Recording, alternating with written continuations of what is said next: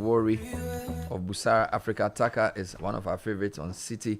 And today I invited her because of a book she's written on leadership, a book which was launched in 2022, Leadership in Africa Redefined, Untold Stories, a really great read that I think adds to the literature on leadership in a very unique way. It's very Afrocentric, but also globally relevant. Effective Leadership is brought to us by Hallmark Freight and Consultancy, as well as by Petra Trust. So Taaka, welcome to the show. Good morning. Good morning, Bernard, and Happy New Year. Happy New Year to you too. How are you doing? I'm well. Had a restful break. It was a staycation here in Accra. Staycation, no travel. Yes, no travel this time. I was home in Accra. So I've begun the new year full of energy and ready to begin. I like it already. So when I asked you to do a book review, you said you would do it, but you do it in your own way. Yes. You will bring the book, but you will mix it up with other things. So tell me about your approach. Yes. So what I thought I would do is, let me tell you a little bit about the book and then how I'm going to launch into what I really want to share. Yes. So as you mentioned, I wrote this book, Leadership in Africa Redefined, in 2022 to shift the narrative of leadership in Africa. At that time, and even now, the dominant view when we talk about leadership in Africa, when we talk about leadership, even on this station in Ghana, usually we're lamenting. We are talking about how difficult it is. And because of all of that, often when we want to learn how to do leadership better, we look outside the continent. Yes. And from the work I had been doing for over a decade, working with leaders on this continent, I said, no, actually, I'm encountering amazing leaders. Let us capture their stories and learn from them. Wonderful. So that's what that book sought to do. And what you're not mentioning, you're so humble, Bernard, was that you were one of the leaders that was featured in this book. In the book. Huh? Yeah. And through the book, we distilled practical lessons on leading self, leading others, leading in wider complex systems. And I find the lessons in the book are still very, very relevant for the times that we live in. Because just think, Bernard, 2022 was three years ago now? Yeah. But so much has changed since then. Yep. So what I hoped to do today is share with you what we have learned from the leaders that we as Busara Africa worked with last year. Okay. Emphasize how some of the lessons from the book are still very resonant, but also emphasize what are those particular things that made them really effective in 2025. And I hope these will be lessons for your listeners and your viewers for 2026. It's amazing. And the book, by the way, is available in a number of bookshops, Vidya Bookshop, Labodi and Osu, University of Ghana Bookshop, and Amazon. It's a really nice read. When you pick it, you can't put it down because she weaves the stories nicely. And if you want to find what she wrote about me, check it. I actually was reading through again yesterday. I was asking, hey, Bernard, I hope everything is written. You're still practicing. Well, I have another test for you, Bernard. Oh, my God. So as I go through, and I hope also your listeners and viewers will also do this. So it's not feeling like I'm just talking at them. But as I share the lessons that they can apply this year, they're thinking about last year, assessing the extent to which they did that. So I want you to score yourself, Bernard. Okay. 1 to 5 for each lesson. So that way you can start to think, oh wow, okay, what might I need to do differently in 2026? Now, as much as I say these are leadership lessons, I always tell people, I always emphasize my leadership philosophy is not that you need a title to be a leader. And you talked about that this morning. We get very caught up in titles and positions. But what Africa needs is people willing to step up and influence others to make a change. So if you're listening to this, if you're listening to me today and you don't have a title, don't feel we're not speaking to you. You can still be a leader. So shall I jump into the lessons? Let's go. What is it I learned from these leaders who are having amazing impact? Okay. 5 key things. Number 1. And notice, by the way, sorry, let me just say this quickly, that with all these lessons, these were hard things to do. But they did them. They are not easy to do, but they did them nevertheless. The first one they did is they recognize, and this is the learning, that leadership is a commitment of time to others. And I'll tell you why this is so important. We are living in a world that is so fast-paced, is changing so often. We're all usually under pressure to deliver, and be productive. And so many times leading other people, coaching them, mentoring them, is something that we're trying to fit in between meetings, or it's a secondary task. But what I noticed about these leaders who were very effective last year is that they dedicated presence, patience, and intentional attention to people that they led. Okay. So they invested time in it. I remember sitting in a workshop in Durban, and I was talking to a group of South African leaders, and I was saying, this is what it takes to really empower people. And one woman looked at me, she says, Aish, but this thing takes time. we forget how much, and in fact, many times we're irritated because we're like, get to the product. I have a show to produce. I have clients to get things done around it. So really, it's remembering, and this is the key thing, you're affirming people, not just as a means to get results, but as whole human beings. Okay. So I think the call to action in 2026 is to choose to lead by intentionally making time for people. Not the people, for those who you are leading, not just as a means to an end, but to invest in their growth and dignity. I like this. So, Bernard, you will assess yourself 1 to 5 last year. How much time did you actually, you don't have to tell me the scores now, but later I will ask you which ones you found hardest. So that was the question. How much time did I make? How much time did you intentionally make to coach, train, give sometimes difficult feedback, that investing that you do with those, really building up those that you led. Yeah. Okay. Where 1 is lowest and 5 and is 5 highest. is highest. Yeah. All right. And I'll move to 2. Already I can see where we're going with that. The second lesson I learned from these leaders I worked with last year, who were really good at had a big impact, was they moved from doing to seeing. And what I call this is the practice. They had a regular, constant practice of strategic reflection. So as much as they were consumed by motion, again, a reflection of how fast-paced the world is that we live in, these were leaders who were grounded, and they chose stillness. And from that stillness, their clarity emerged. So these were leaders who had a regular practice, whether it was, I'll give you an example. I work with this particular Tanzanian leader. He's just so effective, has impact on a global stage, Rakesh Rajani. And what impresses me about Rakesh is he takes 1 month out of the year every day for a silent retreat. Wow. Now, I'm not saying everybody needs to go on a silent retreat, but what I notice generally about the way Rakesh leads is he makes time for those stillness. He makes time to read. He makes time to reflect strategically. And I find the real challenge around this is that many of us, our leadership is guided by urgency. And we're like constantly reactive.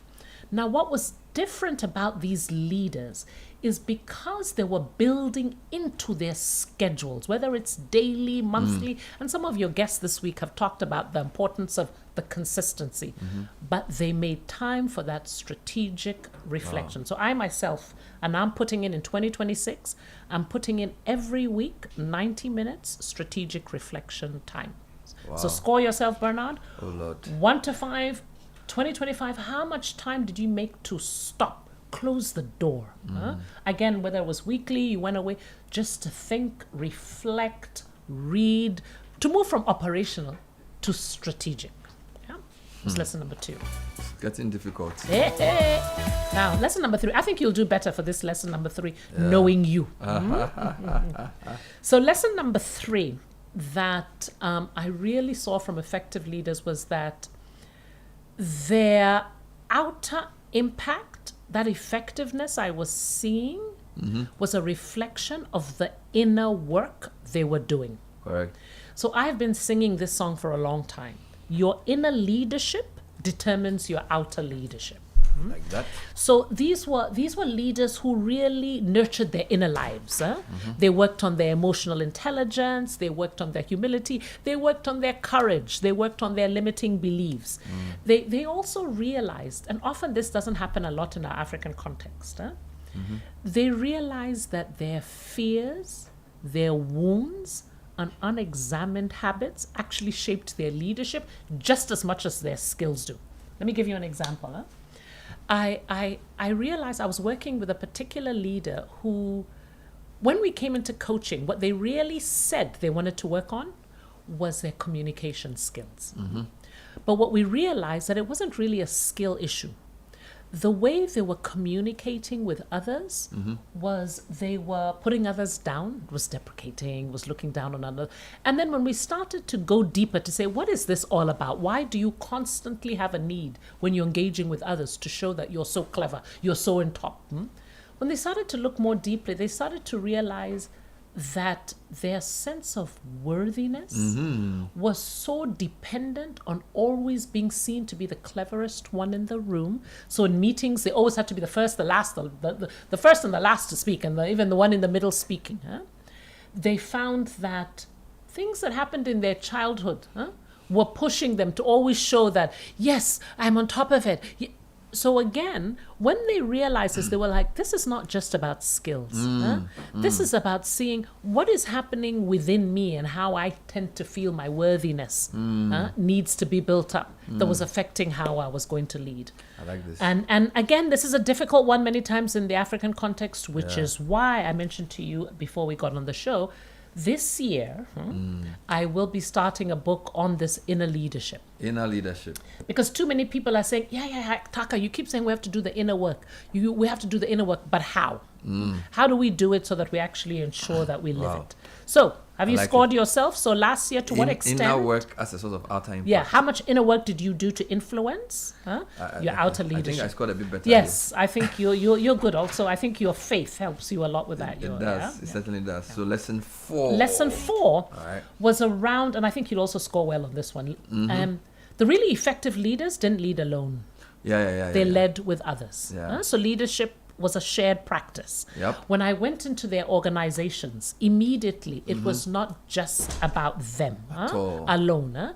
Instead, these were organizations that had distributed leadership. And again, I found not just those leaders, but their organizations or companies did better last year, because given how things changed, you needed the collective intelligence to be able to say, Bernard, you are not seeing something at the top that we at a different level may be seeing.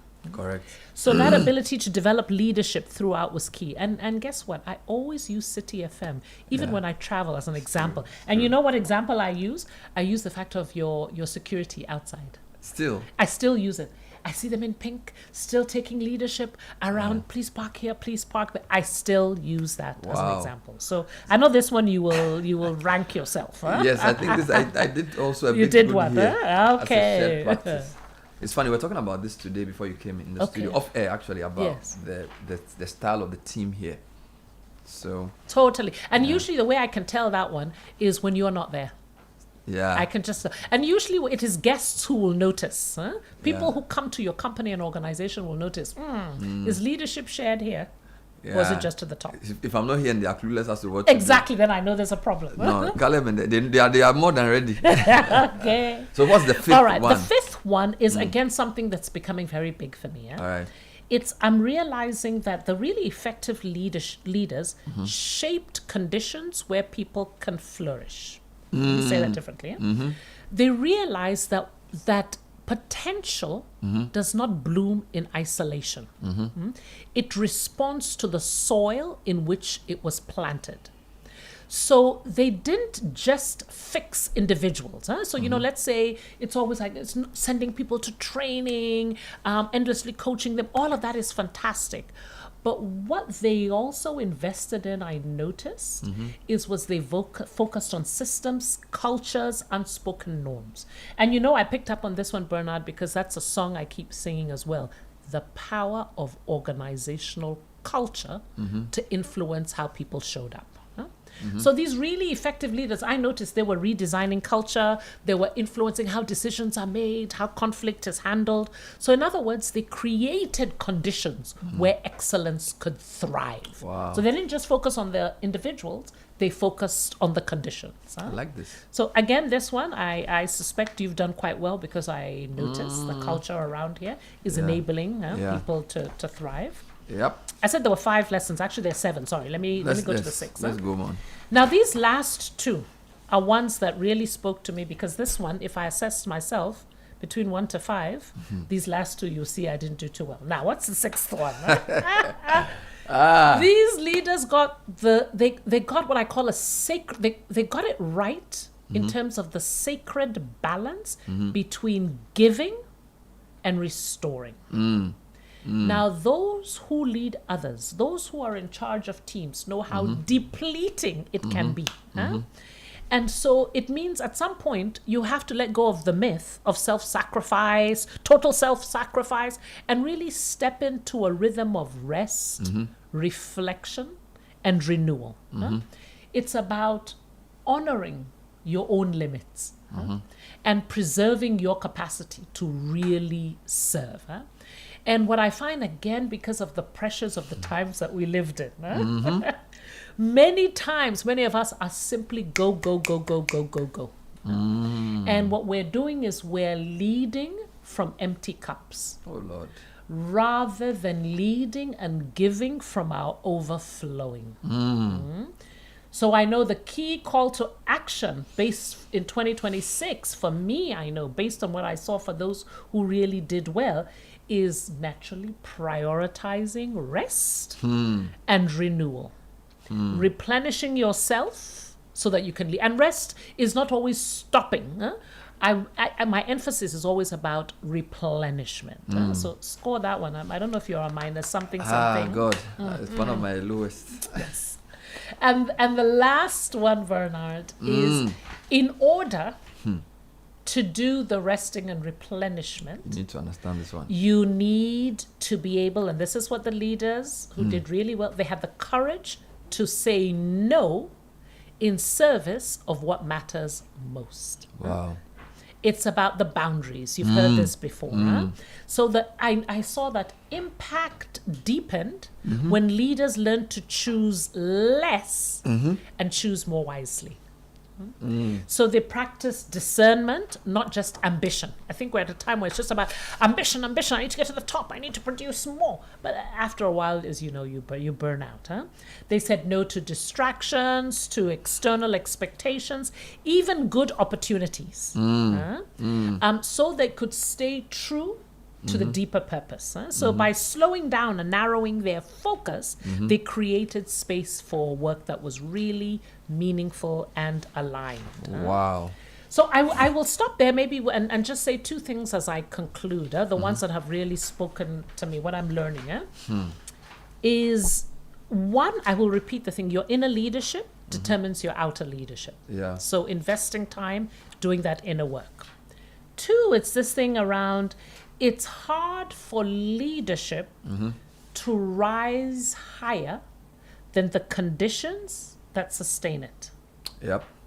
In other words, it's back to the soil in which the leadership is planted will determine the quality of leadership. So we need to start paying attention to those 2 things, both the inner work and the conditions. Conditions, whether it's organizational culture or governance. On this constitutional day, we should be talking, it's governance also has that influence. Wow. Yay! So which ones did you do well and which ones did you not do well? I'll come to that shortly. Effective Living Service is brought to us by Hallmark Freight and Consultancy. We're telling you that freight forwarding just got easier with Hallmark Freight and Consultancy. Our attention to detail prevents customers from ever having to pay demurrage. Our quality and cost-effective services include ocean freight, air freight, customs clearance, logistics, warehousing, project cargo, X-Works, and brick bulk. Have your air freight delivered in less than 24 hours, sea freight in less than 48, and land in just 4 hours. Call us on 0302 915 335 or visit our website hallmarkfreightgh.com. Hallmark Freight and Consultancy Ghana, your trusted and reliable partner. Central University invites prospective applicants to apply for 25-26 academic year admissions in IT and engineering, architecture, design, planning, business, economics, communication, pharmacy, nursing, public health, law, psychology, social work, and more. We have diploma programs, we have normal degree undergraduate programs, we have MA, MBA, MPhil, MSc, and PhDs in finance. Get in touch with Central University, where we raise virtuous leaders and transformational leaders as well. Buy Diamond Cement 42.5 grade, the highest quality on the Ghanaian market. There's also 32.5 R cement. Deal with the company. We have 3 main factories in Ghana, which is Aflao, Takrady, and Buipe. Please deal with the company directly by calling 0244-313-368. Diamond Cement still as hard as a diamond. And don't forget, Piva beverages are still available in 5 distinct flavors: cola, orange, cocktail, grapefruit, and tangy. It's available at your local store, or you can call 0550-032-231. And by the way, Daily Graphic is free only on the Graphic News Plus app. So get on the app and download the graphic and enjoy. All right, so Taaka Awori is doing a number of things this morning. A book review on leadership in Africa, and I'll give one of the books to somebody who's done well this year, so who we see as a potential leader or something. We'll talk about that. But she's given 7 lessons she gleaned from the best leaders she worked with in 2025. And Taaka works all over the continent, all over the world, I should say. First lesson: the wisest leaders remembered that leadership is not an activity to be rushed, but a relationship to be nurtured. So they saw leadership as a commitment of time to others. Now, I was going to score myself high on this, but when you mentioned the intentionality of making time for people to coach them, then I realized that I sort of have that same mindset for leadership. I've been intentional about it. So I gave myself a 3 out of 5. So my decision this year is to be more intentional about coaching. And in fact, I've started a program where they are teaching us how to disciple people, how to coach people. So this is a gap. So I want to help people, but I don't have a structure for it. Okay. So I'm part of some system where they are doing a training. Nice. On how to deliberately, we use the word discipleship because it's in the context of faith. But I feel like it's the same thing you're talking about. Training, coaching, and giving people difficult feedback. Nice. In an intentional way. Nice. Just a quick one on that one. Yeah. What will help you as you work on this one is actually your inner work. All right. Because often what gets in the way is, for instance, holding the difficult conversation. Yeah. If you're afraid of conflict, you won't do it. Being able to really be present with people to have those conversations means you have to get quiet yourself. You are not so busy thinking, how am I looking? Am I saying this right? So your inner work will help you do this work in service of others. Second lesson for the leaders was from doing to seeing, the practice of strategic reflection. I think you mentioned Rakesh here. Yes. While many are consumed by emotion, grounded leaders choose stillness, and from that stillness, clarity emerged. I didn't score very high here. I scored a 2. Yeah. I need to block time for reflection. This is it.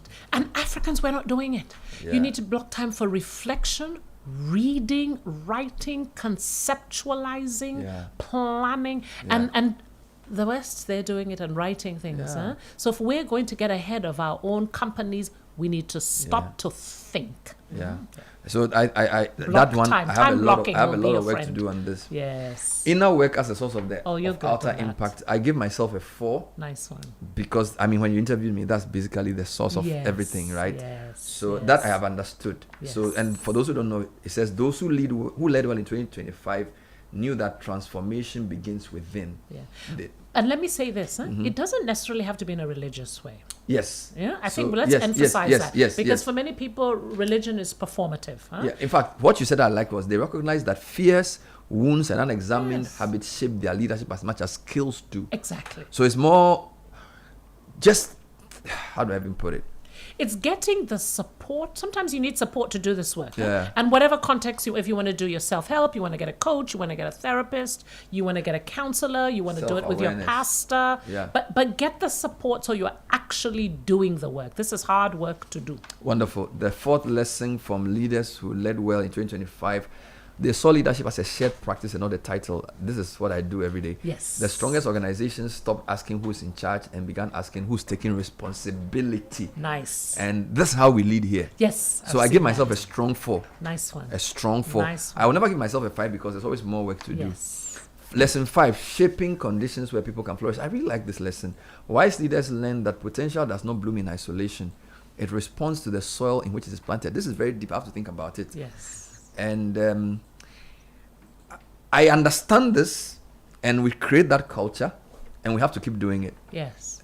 Because you talk about redesigning culture, how decisions are made, how conflict is handled, creating conditions where excellence emerges. Yes. You know, I really like this. Make it easy for people to shine. Yes. Make it easy for people to step into leadership. Yeah, I gave myself a 4, but it was a weak 4. Okay. Not a strong 4. Okay. The sacred balance between giving and restoring. Oh my God, this is my worst. Leaders who endured understood that depletion serves no one. Effective leaders, and this really hit me, effective leaders rejected the myth of self-sacrifice. Yes. And embraced the rhythm of rest, reflection, and renewal. God, I need to work on this. Yes, yes. So you said Many of us prioritize do. rest Me and too. renewal. Oh, me too. Me too. Yeah. So this is a 2. Yes, I would have been a 1. And then this lesson 7 really got me thinking. Yeah. I said the courage to say no in service of what matters. Impact deepened when leaders learn to choose less and choose more wisely. Learning to say no is really difficult for me. Even for me. So many times in my coaching, I have a thing of saying no. Huh? You don't have to say a blanket no. It can be no, not me. Oh, no, not now. No, not now. And no, not all. Let me write that down. So it means if somebody is No, coming, no, not me. me. So can I suggest somebody else who could handle this? No, Not now. So can I do that next week? I can't get it done this week. Oh, And no. no, not all. So I can't do all of it, but I could start to do the first part of it. And then I could have somebody else help me This is with the best it. thing I've heard today. No, not me. No, not now. No, not all. Exactly. Exactly. I apply the no, not more when it comes to not all when it comes to money. Give me 10 cedis, I'll give you 2. That's what I can afford, knowing that you won't pay back. But remembering that you're saying no so you can say yes Yeah. to things with deeper alignment. No, so it's just not a time urgency thing. It's so that you can say yes to How can deeper people get in things. touch with you? How can people find you? I'm sure a lot of people want you to. They want more of you. Yes, How can yes. they Well, first, if you want to learn more about these lessons, Yeah. do connect on our website, busara-africa.com. The 7 lessons I shared are there. You can also connect with me on LinkedIn. The 7 lessons are also there. We talked about where you can get the book as Yes, well. video But through our and- website, yes, you can definitely get it. www.busara-africa.com. She gave me a copy of the book to give to. What do you want me to give the book to? So, somebody who has shown you the type of leadership we've talked about. They do not have to have a title. All right. But the type of leadership that's described in the book. Somebody who's willing to do the inner work. Somebody who engages and empowers others. Somebody who is really navigating the external context in empowering ways. Huh? I'll have to think about that. Yes, Maybe I'll yes. give the book before the month ends. Okay. And I'll read again this book. Fantastic. Thank you, Taaka. Always a pleasure Thank talking to you. you. Wonderful to be with you again, Bernard. Wonderful.